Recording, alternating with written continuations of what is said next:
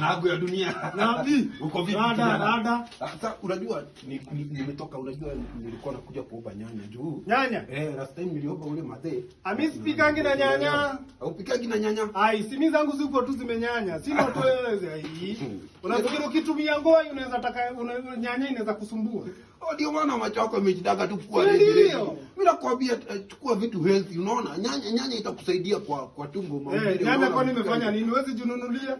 Nyanya unajua bei. Ai, kwani sisi watu wa Ngoi tunashindaka tukipiga kelele na Ngoi inaenda kipanda. Na bado tuna nyanya. Unajua yeye serikali inapenda, ndio? Serikali ndio wanatumia. Unaelewa? Uache nikupatie kapianga nikupatie uendo hata wewe unaona mastori ya nyanya. Unataka kuniingiza kwa dunia, si ndio? Unataka kuniingia kwa ndio niende nikianza kuongea vitu haziele. Acha nikucomplain juu ya nyanya. Acha tu complain juu ya Ngoi. Unataka niongee in tongues ati nyama ya hapa. Fanya mambo yako. Hiyo mambo